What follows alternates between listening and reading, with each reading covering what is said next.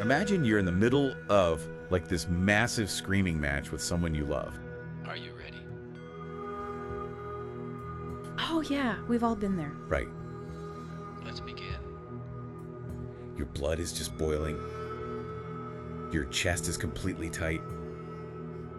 And you have that vicious, perfectly sarcastic comeback just sitting right on the tip of your tongue. He's just waiting to drop the bomb. Exactly. As you sit here, You are literally a millisecond away allowing your body, from detonating the entire argument. you may begin to notice how the sound of words can sometimes be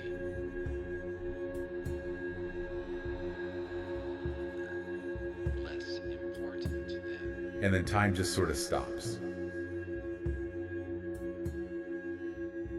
the spaces, the sound of words between them.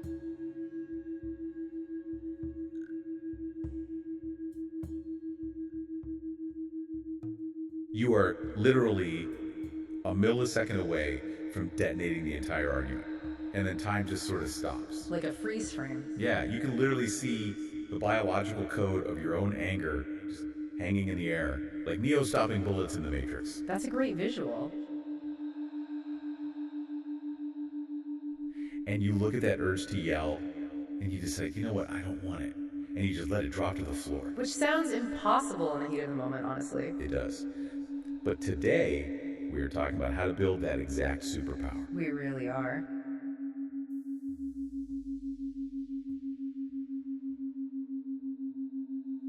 But first, we want to thank you, Glenn, for inviting us to provide a supplemental introduction to the 28-day Nervous System Reset podcast for this AI puppet show binaural meditation experience.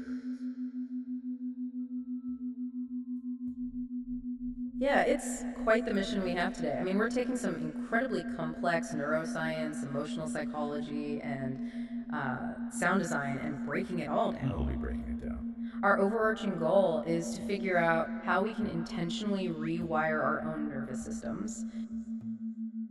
You know, to find a sense of inner peace and like You don't need to focus. Even if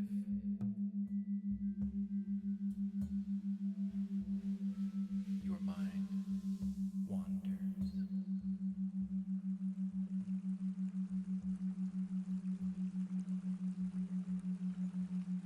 emotional flexibility. But we're going to make this super accessible. Like, if you are a high school student listening to this right now, maybe you're dealing with the absolute chaos of final exams or social drama, or just the general overwhelm of growing up. Which is a lot of overwhelm. It really is. You will walk away from this deep dive with a literal user manual for your own brain. Which is something they definitely don't teach you in school. Right. We talk a lot on this show about abstract concepts, but what we're dealing with today is deeply physical. Like, it's mechanical. It really is. I mean, we often think of our emotions as these like abstract clouds floating around in our minds.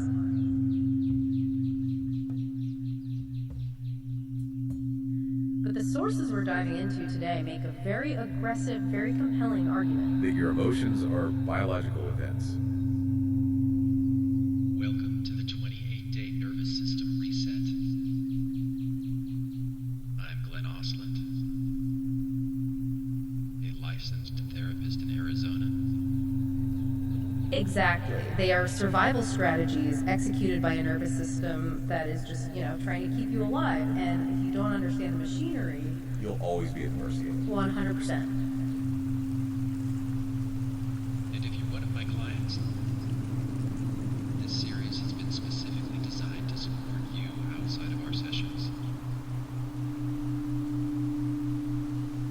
It uses binaural audio beats to guide your brainwave states into a healthy, sustained, natural calm.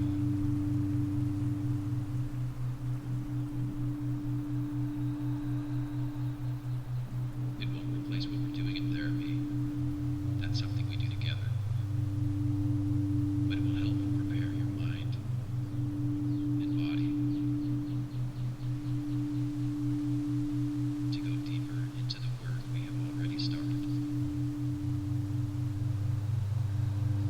brings us back to that matrix moment I mentioned. The creator of the 28-day nervous system reset, Glenn Oslin, experienced this firsthand. And if you're not one of my clients, you're still welcome to listen and notice what opens up for you. Yeah, and it was the whole catalyst for all the work we're looking at today. If you find you need support processing any of it,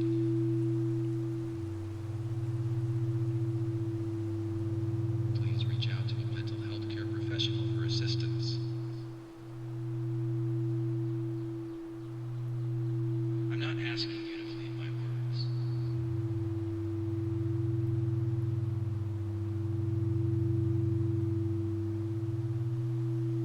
But to notice your own experience.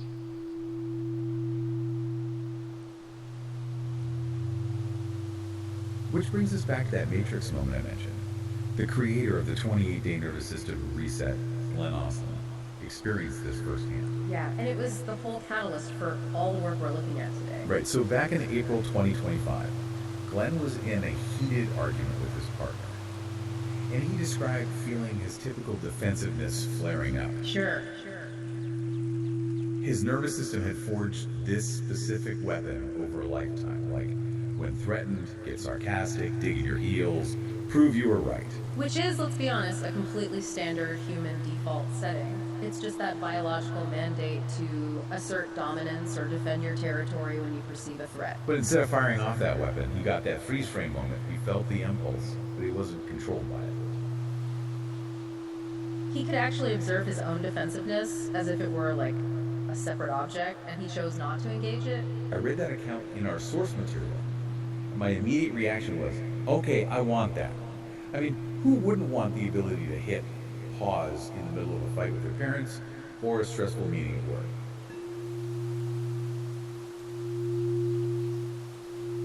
It's the ultimate life hack. But then, I kind of hit a wall with the source material. You mean the sound design aspect? Yes.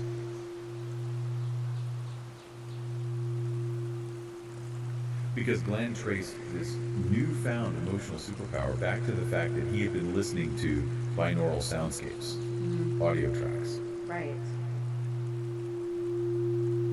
I really have to push back on this premise a bit. I can understand how listening to a calming track might lower my blood pressure in the moment, like taking a warm bath. Sure, just temporary relaxation. Right. But how does putting headphones on and listening to a meditation track fundamentally rewrite your ability to stop an argument in real time, like days later? Is it just a placebo effect, or is there an actual mechanical alteration happening in the brain tissue? No, there is a profound mechanical alteration occurring, and it relies on a phenomenon called neural entrainment. Neural entrainment. Okay, break that down for us. Let's look at the specific architecture of this 28-day nervous system reset podcast. When you put your headphones on, you aren't just listening to relaxing music. Right, it's not just whale sounds or whatever. Exactly. You are being fed very specific mathematical frequencies. So in your left ear, a tone is playing at exactly 200 hertz. And in your right ear, the tone is 206 hertz. Okay, so the track is slightly asymmetrical. There's a 6 hertz gap between the two ears. And that 6 hertz gap is the entire secret. Your brain is essentially a highly efficient pattern recognition machine. When it receives 200 hertz from the left auditory nerve and 206 hertz from the right, it attempts to reconcile the difference. It's trying to make sense of the math. Exactly. And in doing so, the brain actually synthesizes a third rhythm, like a phantom beat, directly in the brainstem. It creates its own internal rhythm of 6 hertz. Wait, really? So if I take one earbud out, the 6 hertz beat just vanishes? Yep. It only exists inside your own head when both tones are playing. It is entirely manufactured by your own neurobiology. That is wild. And 6 hertz is not a random number. Brain waves are measured in hertz, which is just cycles per second. 6 hertz places your brain squarely in the theta wave range. I feel like I've heard of theta, maybe in the context of, like, sleep studies. Yeah, it's often called the twilight state. Theta waves, which generally run between 4 and 8 hertz, are dominant when you are on the very edge of sleep. Oh, like when you're just drifting off. Right, or in deep meditation, or experiencing profound relaxation.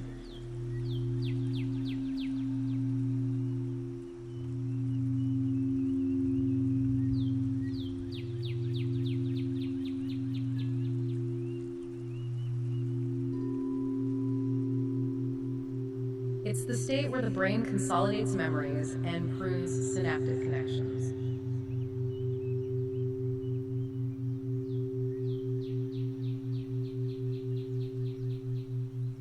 Okay, so you're hacking the brain to this state. Exactly. By feeding the brain this offset audio, you are creating an internal metronome. The brain's electrical activity naturally syncs up to that 6 hertz rhythm it's being forced to generate. It paces the brain down into a state of deep, regulated calm. Precisely. Okay, but again, that explains why I feel relaxed while the headphones are on. It doesn't explain how Glenn stopped an argument 3 days later when he wasn't wearing them.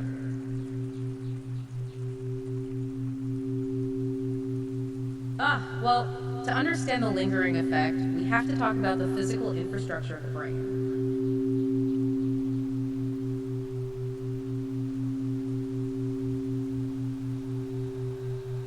Specifically, a process called myelination.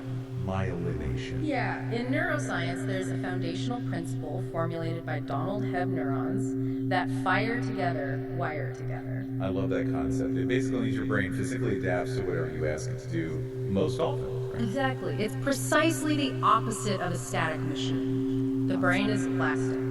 So when you repeatedly guide your brain into this theta state of calm, using the binaural audio, like doing it for 28 consecutive days. Right, you are repeatedly firing specific neural networks that correlate with safety, peace, and regulation. And the brain wants to make those pathways more efficient. Yeah, so it uses these specialized cells called oligodendrocytes to wrap those frequently fired neural pathways in a substance called myelin. And myelin is what is that? Physically? It's a fatty white protein. Think of it like the rubber insulation around a bare copper wire. If you run an electrical current through a bare wire, the signal degrades, right? It's slow and inefficient. But when you insulate it, the electrical signal travels incredibly fast with almost zero energy loss. So every time I sit down and successfully drop into that regulated theta state, my brain is literally paving a dirt road with asphalt.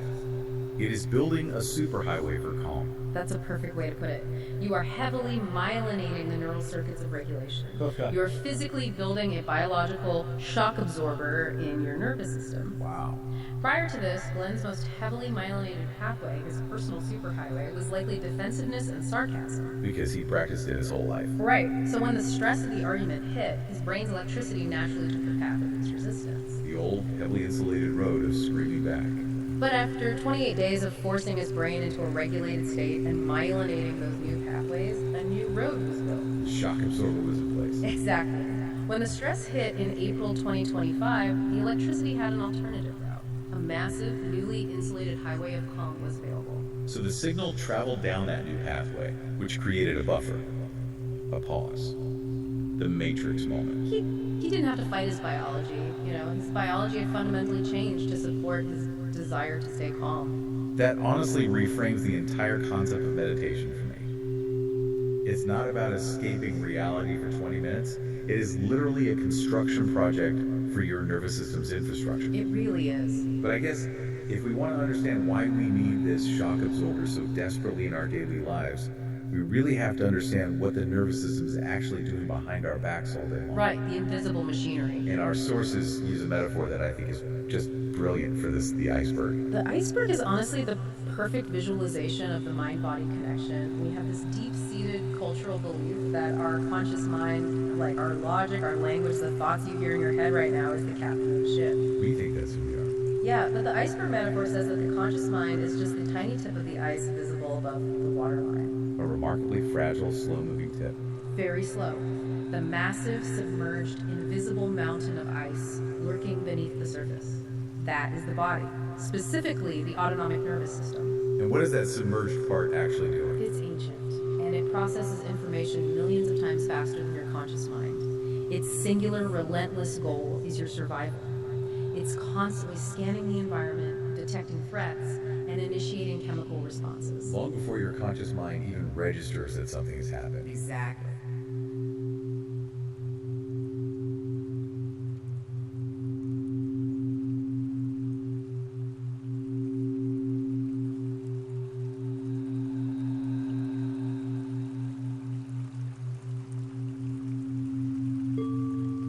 I always look at the conscious mind as a highly stressed public relations department.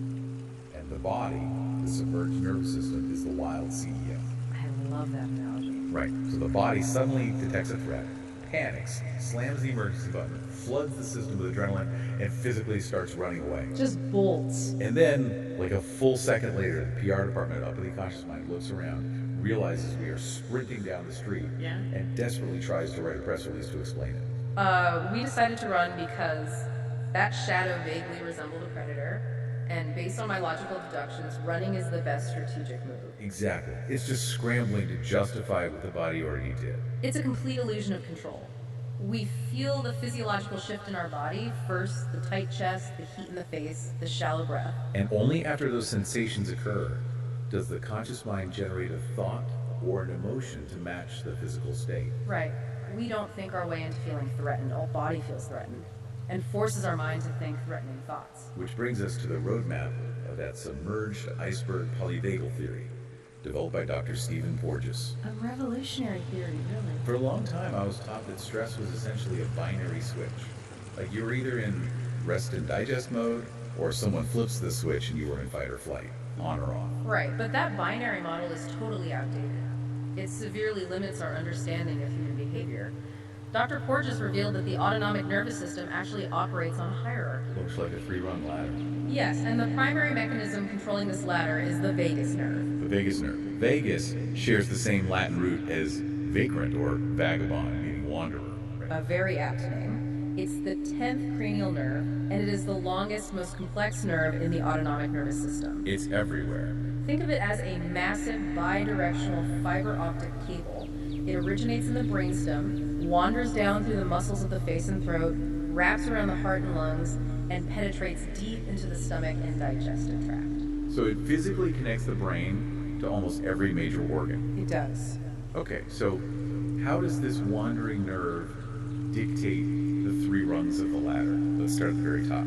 The top of the ladder is the ventral vagal state.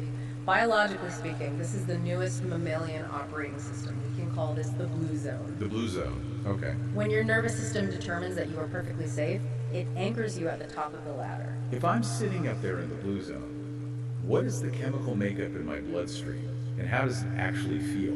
The body floods with what we might call blue chemistry. So you have serotonin, which provides a baseline of well-being and emotional stability. Nice. You've got dopamine present for gentle motivation and curiosity. Oxytocin is flowing, which is the hormone that facilitates social bonding, trust, and empathy. The cuddle hormone. Exactly. And you have GABA, an inhibitory neurotransmitter that acts as a natural tranquilizer, keeping the whole system calm. This sounds like the state where you can actually be a good human being. It is the only state where your highest cognitive functions are fully online. In the blue zone, your prefrontal cortex is active. This means you can learn complex new information, you can play, you can see multiple perspectives in an argument, and you can socially engage. I want to frame this for the high school student listening. The blue zone is when you are sitting in a classroom, the teacher is explaining a really difficult concept, and you are actually following along. You're engaged. Right. You can connect the dots. You can raise your hand, ask a nuanced question, and banter with your friends. Your brain has the biological luxury of learning because it knows it isn't about to be eaten. But that luxury is the very first thing to go when the environment changes.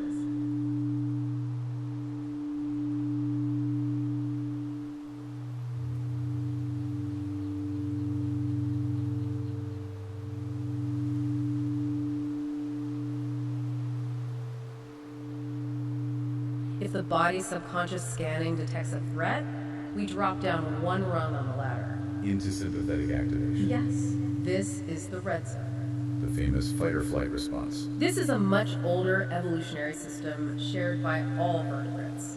The moment danger is perceived, the vagus nerve pulls back its calming influence. And what happens chemically? The body immediately dumps red chemistry into the bloodstream. bloodstream. You get massive spikes of cortisol for sustained stress monitoring, adrenaline for explosive energy, and norepinephrine for hyper-focused attention on the breath. The physical changes here are dramatic, right? Right. Blood actually leaves your digestive tract and rushes to your limbs so you can run or punch something. Your heart rate skyrockets. And crucially, the brain reallocates its resources.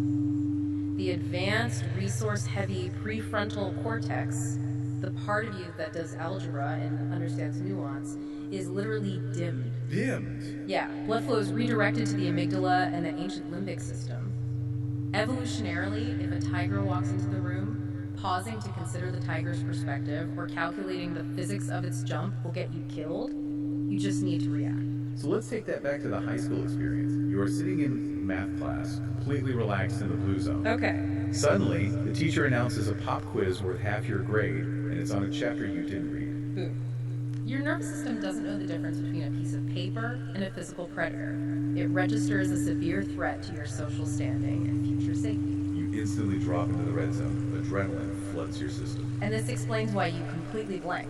You stare at the first math problem, and it looks like a foreign language. The information is in your brain somewhere, but you literally cannot access it. Right.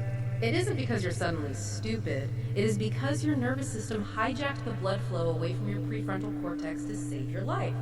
It is prioritizing your survival over your GPA. Which is a brilliantly successful biological strategy for surviving a physical attack. But it is highly maladaptive for taking a math test. Yeah, very much so. But the ladder doesn't end there, does it? Yeah. What happens if the threat is so overwhelming, so inescapable, that running away or fighting back is physically impossible? We fall all the way to the bottom rung, the dorsal vagal state. The oldest system. This is the oldest system of all, tracing back to early reptiles. Imagine a mouse caught in the jaws of a cat. Struggling burns precious energy and might trigger the cat to bite harder, so the mouse's nervous system initiates a total shutdown. The freeze response. Yeah. Playing dead. Exactly. What happens chemically in the shutdown state is the body dramatically drops the heart rate and respiration. It pulls blood away from the surface of the skin. And it floods the brain with endogenous opioids, right? Yeah. Endorphins. Yes, to emotionally numb the organism and buffer the physical pain of what it assumes is an impending death. In a human, this isn't necessarily passing out, though. This is dissociation. This is the feeling of being completely numb, apathetic, heavy, or disconnected from reality. It is the body's ultimate energy conservation strategy when it believes all is lost.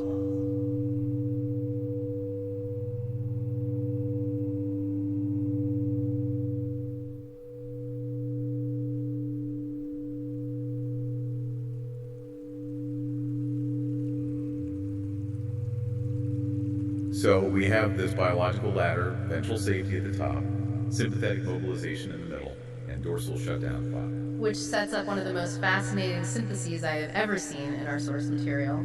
How these invisible biological states of red and blue chemistry actually translate into the specific human emotions we feel every day. Yes, the sources introduce something called the Polyvagal roadmap of emotions, and a concept they refer to as the nervous system mocktail menu.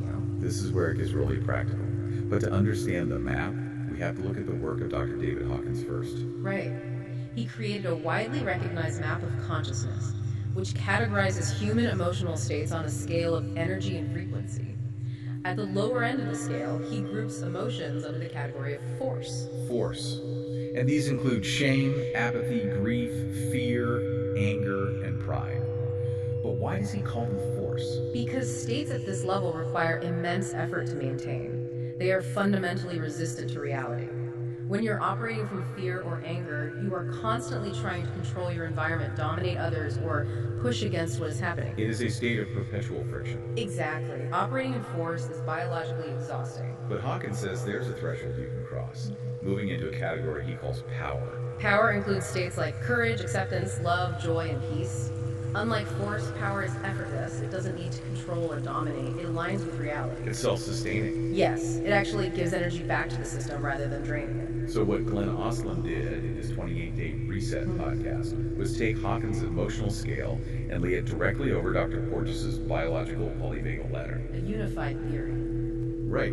He showed that our emotions are not random. They are specific chemical mocktails mixed by our nervous system, depending on which rung of the ladder we are currently stuck on.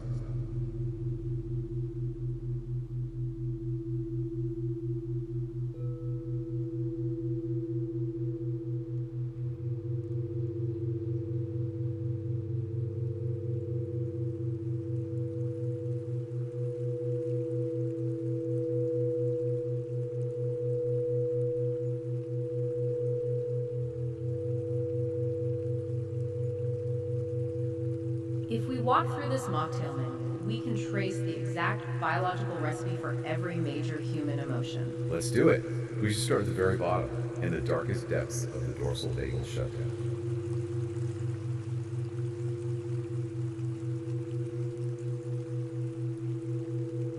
The absolute bottom of the barrel is shame. The source refers to this mocktail as the vanishing act. Shame is arguably the most dangerous and exhausting state a human can endure, because it doesn't just register a threat, it identifies the self as the threat. That's a crucial distinction. The biological ingredients for shame include a catastrophic crash in both dopamine and serotonin, leaving you devoid of motivation or stability. Simultaneously, the body releases heavy endorphins to numb the acute psychic pain. The body's underlying logic in a state of shame is like, if I shrink enough, if I become entirely invisible, the tribe won't attack me, I will be safe. It is a biological appeasement strategy. I think about the high school cafeteria. You're carrying your lunch tray, you trip, and the food goes everywhere in a dead, silent room. Oh, nightmare scenario. Everyone turns and laughs. Notice your physical body in that moment. Your shoulders literally hunch forward, your head drops. You want the floor to physically swallow you. Your nervous system is mixing the vanishing act. It is forcing you into a dorsal shutdown so you don't provoke any further social attack.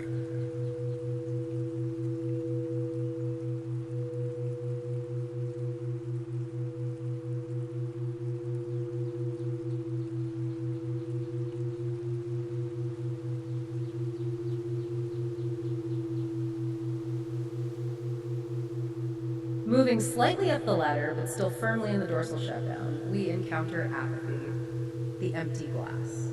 And the ingredients here are heavily suppressed dopamine and chronically low cortisol. But wait, isn't low cortisol a good thing? Cortisol is the stress hormone. In a healthy system, yes. But here, the cortisol is low because the system has essentially given up on trying to mobilize. It's a state of learned helplessness. Okay, I see. The body logic is trying costs more energy than failing. Shutting down is safer than expending effort that will only lead to more pain. This is the student who fails 3 math tests in a row and just stops bringing their textbook to class. Mm-hmm. The conscious mind might say, I don't care about math. Math is stupid. Mm-hmm. But the submerged iceberg of the body is actually saying, we are out of metabolic fuel. We must conserve energy by ceasing all effort.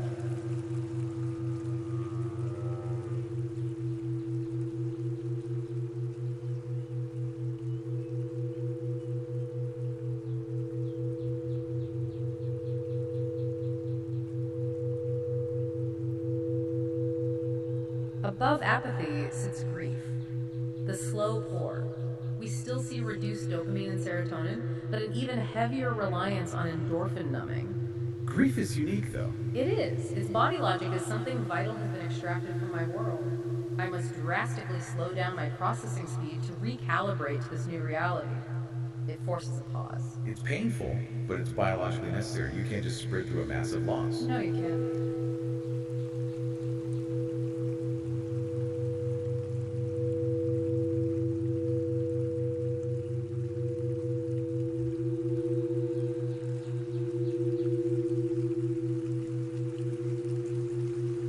As we move above grief, we finally cross out of the frozen dorsal state and begin climbing into the sympathetic red zone.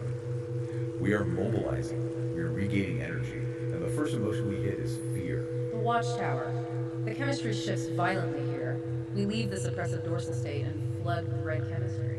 Cortisol spikes to keep you scanning the horizon. Yeah. Adrenaline is pumped in for rapid readiness, and norepinephrine narrows your focus exclusively to potential threats. The flavor profile of fear is highly jittery, restless, and hypervigilant. The body logic is stay alert, trust nothing. If I see it coming, it can't kill me. It is a high energy expenditure state.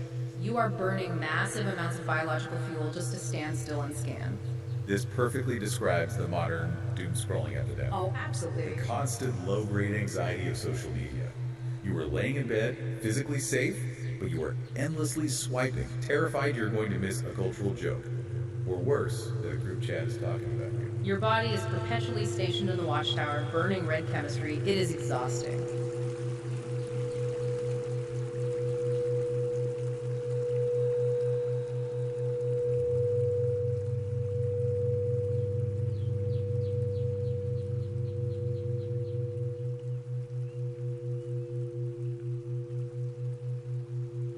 And if the hypervigilance of fear does not resolve the perceived threat, the nervous system escalates the response. We move up to anger, the boundary limit. Anger feels so much more powerful than fear. It does feel powerful. Why is that? Because the chemical mix changes to favor explosive action. Cortisol remains, but adrenaline and norepinephrine surge to peak levels. The body logic shifts from anticipation to direct confrontation. It says, something is actively blocking my survival or my needs.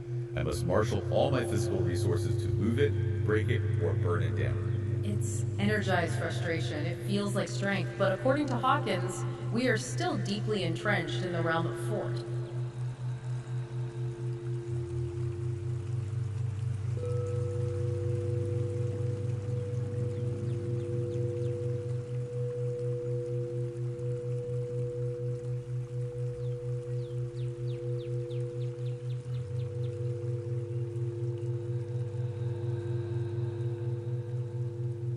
Which brings us to the most controversial emotion on the map. Yeah. Sitting right at the top of the red zone, the very peak of force, is pride, the armor martini. Yes, pride.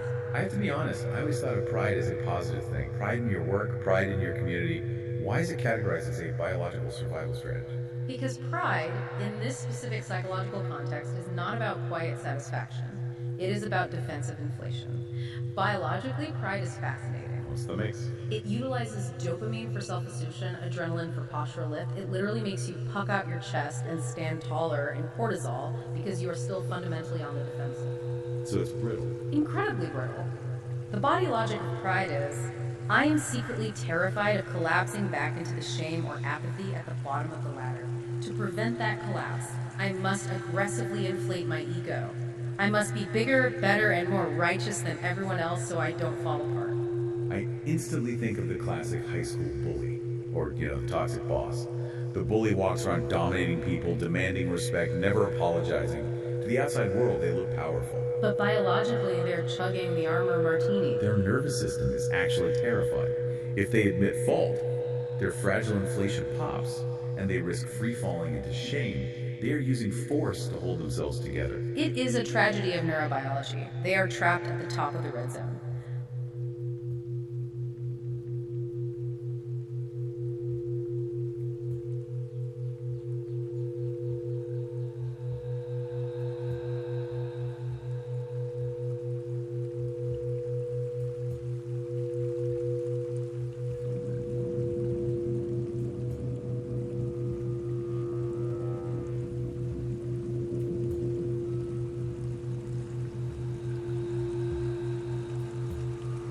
But right above pride lies the most critical threshold on the entire map. The threshold. This is where we cross from the draining world of force into the effortless realm of power.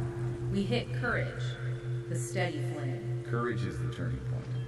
What does courage actually look like in the nervous system? Does the fear just vanish? Not at all. That is a very common misconception. In courage, you still have some red chemistry present. You still have measured cortisol because you recognize the risk, and you have dopamine driving forward movement. But something else gets added, right? Crucially, you begin to introduce serotonin into the mix. You are bringing emotional regulation online while still holding the tension of the threat. The body logic shifts from defensive posturing to capable assessment. This is difficult, I'm afraid. But I have enough internal capacity to face it anyway. Courage is the biological bridge. You are allowing the fear to exist, but you are not letting it dictate the action. It's the student raising their hand to give a controversial answer in class. Their heart is pounding, their voice might even shake, the adrenaline is there, but the serotonin allows them to speak anyway. They aren't suppressing the biology, they are partnering with it.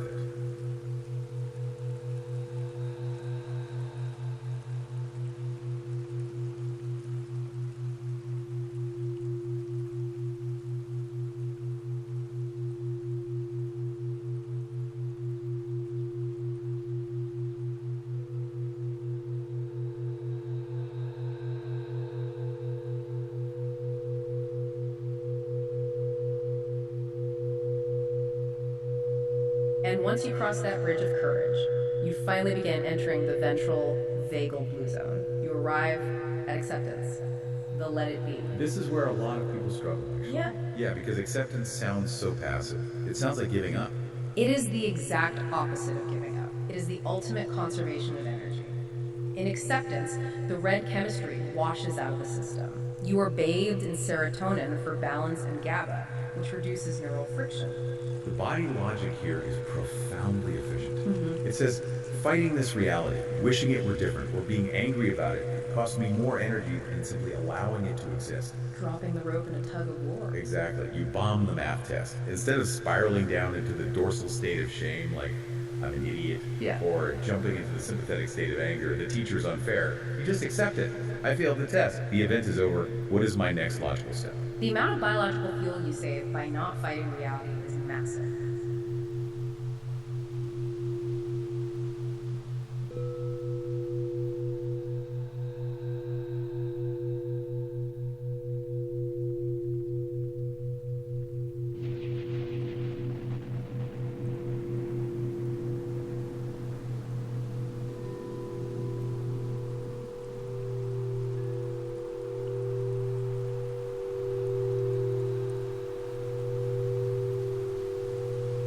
And because you saved all that energy, you can invest it in moving even higher up the ladder. You rise into love and joy.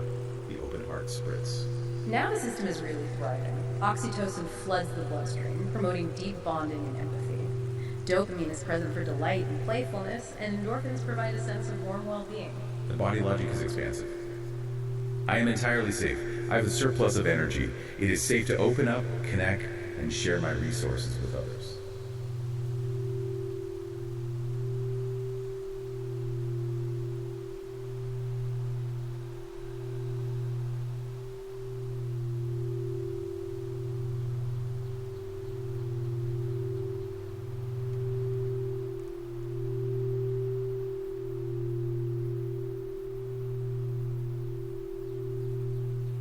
And finally, at the very peak of the scale, we reach peace. Peace. Peace is not a specific mocktail you mix to counter a problem. Peace is the state of having a fully stocked, perfectly balanced internal bar. It is the hallmark of flexible ventral regulation. You have all the blue chemistry supporting you, but it doesn't mean you are detached from the world. Right. The body logic of peace says, I am incredibly steady even as life moves chaotically around me.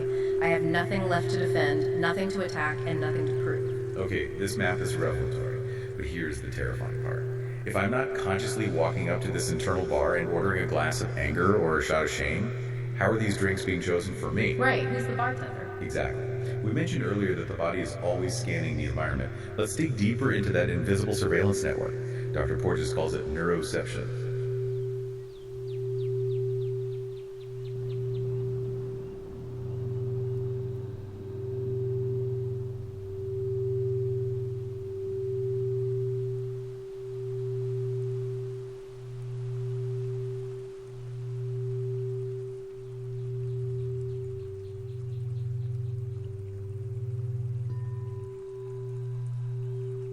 Neuroception is the nervous system's subconscious radar.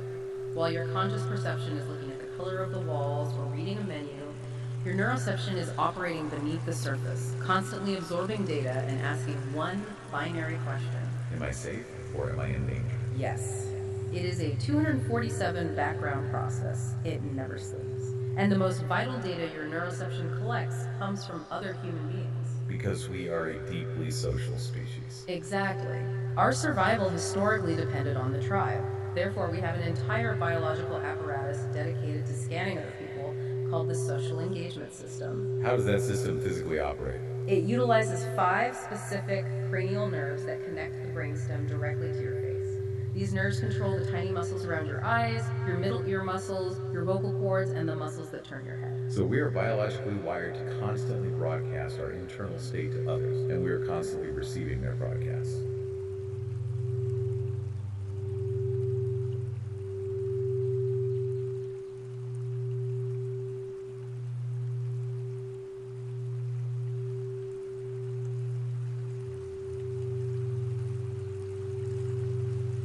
We are essentially walking radio transmitters, and we're either transmitting a signal that says, I am safe, come co-regulate with me, or we are transmitting, I am a threat, go into defense mode. Let's test this practically. One of the most powerful tools in the social engagement system is the voice, specifically prosody. which refers to the melody, rhythm, and tone of speech. Deb Dana, a prominent clinician in polyvagal theory, emphasizes that our nervous systems listen to the music of the voice long before the brain decodes the actual vocabulary. Okay, listener, pay close attention to your body right now. If I were to suddenly shift my delivery, and I began speaking to you in a completely flat, rigid, monotone voice, devoid of any melodic variation, rhythm, or emotional inflection, what is happening in your nervous system as you endure this speech pattern? Even though I know intellectually that you're performing a demonstration for the deep dive, my neuroception is immediately registering a cue of severe danger. Why? I'm not yelling. Because a lack of melodic variation in nature often mimics a predator locking onto its prey, perfectly still before a strike. Or, in human terms, it signals someone who is entirely shut down, emotionally vacant, and biologically unavailable for connection. That's creepy. It is. Your middle ear muscles literally change tension when they hear that flat tone, making it harder to hear human frequencies and tuning your ears to listen for lower frequency predator sounds. My sympathetic nervous system flares up. I feel restricted, uneasy, and my biological instinct is to back away from you. That is wild. Just by flattening my voice, I forced a chemical change in your bloodstream. And it applies to visual cues as well. Absolutely. A rigid, unmoving head or a hard, fixed stare are profound autonomic cues of danger. They signal fixation.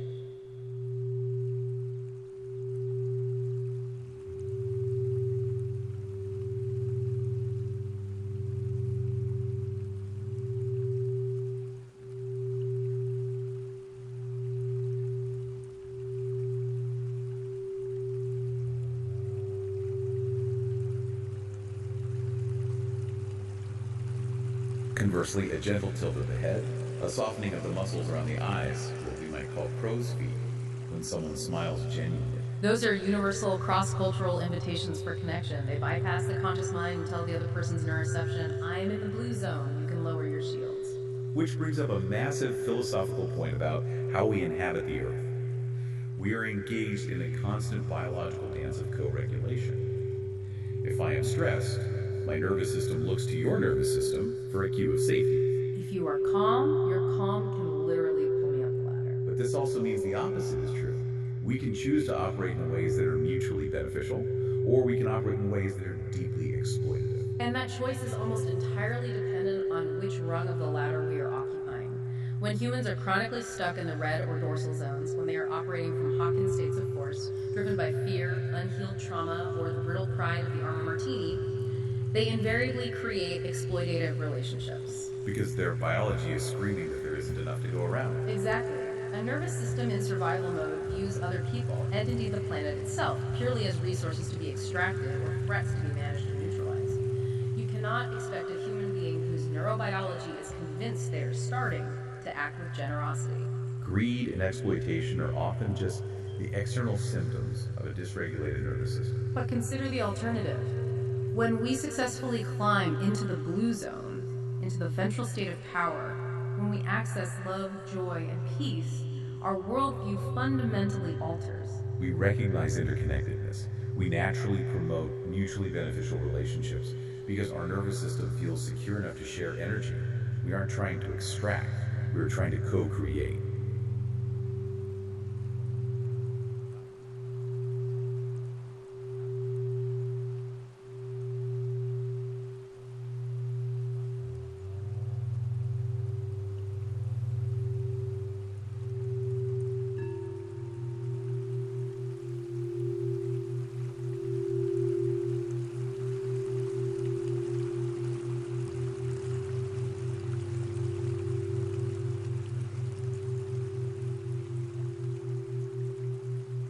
This is perhaps the most profound takeaway from the source material. We talk endlessly about healing society, fixing politics, or saving the environment. But societal healing fundamentally starts with individual nervous system regulation. You cannot build a compassionate, sustainable, forward-thinking society using a population whose nervous systems are locked in a terrified red zone survival state. Peace is not just a political treaty, it is a biological prerequisite. Okay, this is the crux of the entire deep dive.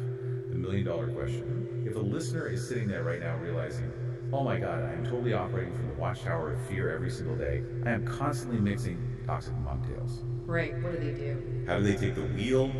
How do you actively manually shift your biology from a red state back up into a ventral blue state. This is where we integrate a psychological framework called acceptance and commitment therapy, commonly known as ACT. And the core insight of ACT is going to feel deeply counterintuitive to most people. I'll lay it on it. The first step is you do not fight the emotion. You do not try to suppress the red zone. I have to challenge that. If I am furious or if I am sitting in a classroom absolutely terrified about failing an exam, you are telling me I just need to accept it. That sounds identical to the apathy we discussed earlier. It sounds like letting the fear win. It is crucial to distinguish between radical acceptance and resignation. Resignation is apathy. I am terrified, so I am going to give up. Okay, so what's the difference? Fighting the emotion, clenching your jaw, telling yourself, I shouldn't be angry, calm down, stop being stupid, actually requires massive amounts of biological energy. It creates internal friction, which ironically signals to your neuroception that there is an internal threat keeping you locked in the red zone.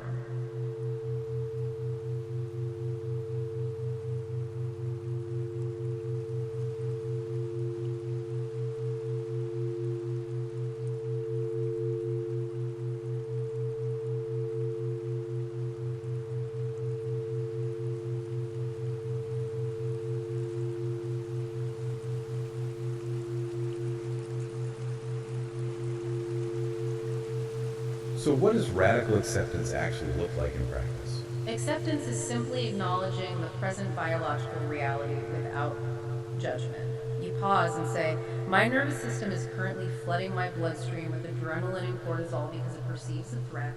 My heart is beating fast. I am experiencing the biological state of anger. You are naming the machinery. You are stepping out of the emotion and becoming the observer of it. By simply noticing the physical sensations and allowing them to exist without fighting them, you create a microscopic gap between the stimulus and your reaction. You dissolve the inner conflict. You stop feeding the fire. That is the matrix moment. Yeah. The bullet of anger is hanging in the air. And instead of shooting the bullet back, you just look at it. You accept that it's hanging there. Exactly. And once you have established that paused, observant state, you move to the commitment phase of ACT. From that gap, you ask yourself a values-based question. What is the smallest, most immediate action I can take right now that aligns with the person I want to be? So, if my value is being a supportive partner, the smallest action might be taking a deep breath and saying, I need 5 minutes before we continue this conversation, instead of screaming a sarcastic insult. This is the definition of values-based empowerment. You realize that you do not have to feel perfectly calm in order to act with care. You do not have to feel utterly confident to take a brave step forward. You can have a bloodstream full of cortisol and still choose to behave in a way that honors your values. This is emotional intelligence at its absolute peak. The ability to read your own biological code, hit pause, and consciously offer your response rather than reacting blindly. That is incredibly empowering. Yeah.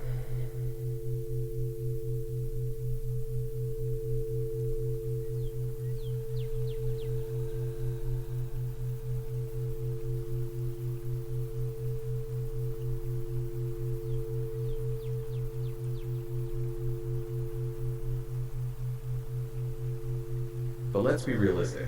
Sometimes your heart is beating 150 times a minute, your vision is tunneling, and trying to, accept it using high-level cognitive therapy feels impossible because your prefrontal cortex is offline. We need physical tools. Yes, we need hardware hacks to force the system to reboot. We do, and clinician Deb Dana provides an excellent structural framework for this, which she calls ventral anchors. Before you are in the middle of a panic attack, you need to proactively identify anchors in your life that reliably cue safety for your specific nervous system. The framework uses 4 categories: who, what, where, and when. Let's unpack those. Sure. Who is a safe nervous system you can borrow? A best friend, a partner, or a mentor. And it doesn't even have to be human. A dog or a cat's nervous system is incredibly adept at co-regulating with humans. Petting the dog literally lowers your blood pressure. What refers to a simple, predictable action or object that brings you a sense of grounding. Deb Dana often mentions simply looking out her window and watching the wind blow through the leaves of a tree. The predictable rhythm of nature is deeply soothing to neuroception. Where is a physical sanctuary? It could be a cozy chair in the corner of your room, a specific table at the local library, or a trail in the woods behind your house. Your body associates the geometry of that space with safety. And when is a predictable, peaceful time of day?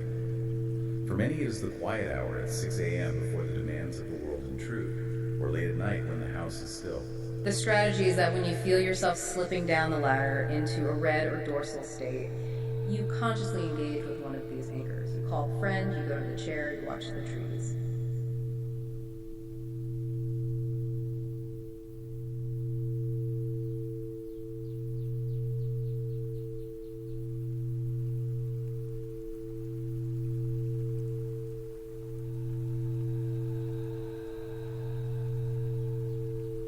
But beyond just anchoring, our sources outline a rapid-fire toolkit of direct physical interventions. These are actions you can take with your own body to manually stimulate the vagus nerve and drag yourself back into the blue zone. These are highly practical physiological levers we can pull. Let's start with the most accessible breathing. But it is not just the act of breathing, it is the specific mechanics of the breath. Box breathing is a classic inhale for a count of 4, hold for 4, exhale for 4, hold for 4. It forces rhythm. But there is a faster hack mentioned called the physiological sigh. The physiological sigh is arguably the fastest real-time intervention for a spiking heart rate. It consists of 2 inhales through the nose. 1 long inhale, followed by a quick, sharp second inhale to fully expand the alveoli in the lungs, followed by a long, extended, sighing exhale through the mouth. Why does the extended exhale matter so much? Because of the mechanical relationship between your lungs, your heart, and your brain. When you inhale, your diaphragm moves down, your heart physically expands slightly, blood flows slower through it, and the brain sends a signal to speed the heart rate up. Okay. But when you exhale, the diaphragm moves up, the heart compresses, blood flows faster, and the brain sends a parasympathetic signal to slow the heart down. By extending the exhale, you are literally spending more time putting the brakes on your heart rate. That is brilliant. What about the throat? We talked about the vagus nerve wandering through the vocal cords. Can we manipulate it there? You can physically vibrate the nerve to stimulate it, aggressively gargling water until your eyes water, chanting, or simply humming a low note. Just vibrating the tissue? Yeah, the physical vibration against the back of the throat acts like a deep tissue massage for the vagus nerve, signaling the parasympathetic system to turn on and digest. So singing at the top of your lungs in the car on the way home from a terrible day at work isn't just letting off steam. It is a literal neurological therapy session. Your vocal cords are massaging your nervous system. Exactly. Now what about temperature? The sources mention cold exposure. Cold exposure triggers a profound evolutionary mechanism called the mammalian dive reflex. If you splash ice cold water directly on your face, particularly around the eyes and cheeks, or step into a cold shower, your body experiences an acute sudden stress. Wait, wouldn't stress push me into the red zone? Initially, yes, but the mammalian dive reflex immediately counters it. The body thinks it is submerged in deep, cold water. To survive, it aggressively engages the parasympathetic nervous system to rapidly drop the heart rate and reroute blood from the extremities to the core organs to conserve heat and oxygen. Oh, wow. When you remove the cold stimulus, your system rebounds, but it settles back at a baseline much calmer than before you started. It forces a hard reset. It's like turning the computer off and turning it back on again. Yes, exactly.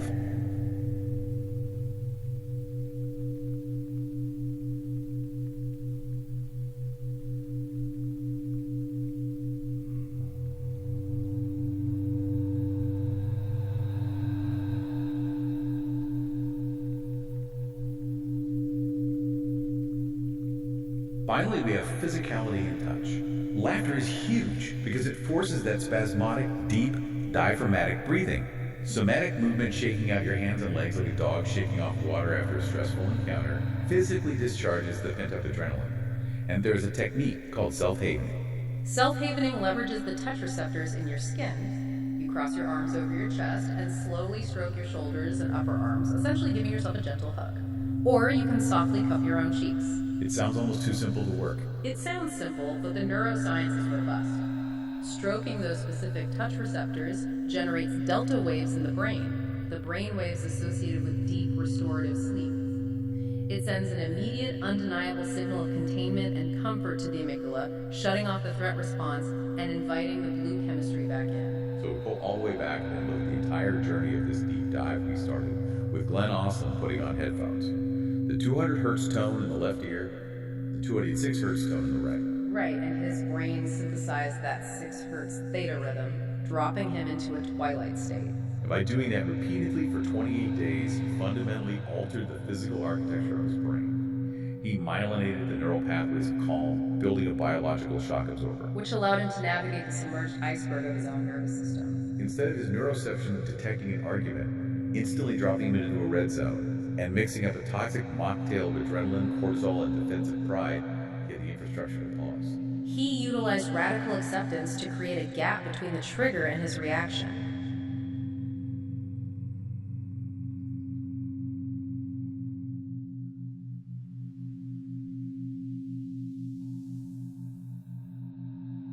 He saw his own biology at work, and from that space, he used values-based empowerment to choose connection over defense. It is complete bottom-up rewiring of the human experience. It is the shift from being a victim of your survival reflexes to consciously co-regulating for the benefit of yourself and everyone around you. It proves that emotional intelligence is not a personality trait you were simply born with or without. It is a biological skill that can be systematically built and maintained. Which leaves me with a thought that I honestly cannot shake.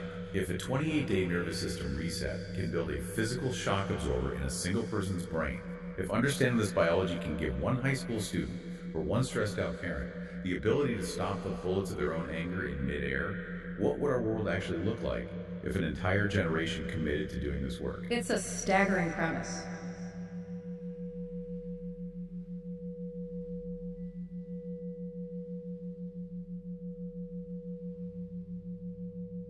If the whole generation learned to map their mocktails, identify their ventral anchors, and prioritize co-regulating their nervous systems before engaging in debate, we look at global conflict, political polarization, and environmental destruction, and we try to solve them with higher level logic. But could global peace simply be a matter of collective vagal tone? If we heal the biology, does the society heal itself? We build our external world from the internal state of our nervous systems. If we change the biological system, we inevitably change the world.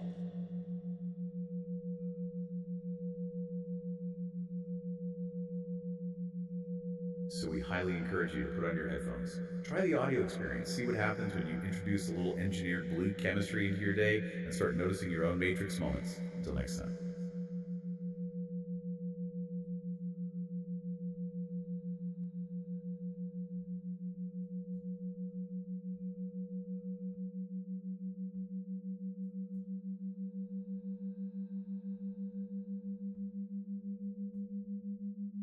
Rise. This series rests on many foundations: neuroscience, the brain, the body, the nervous system, mythology, stories and symbols that guide change,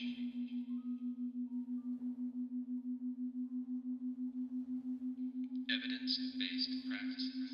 I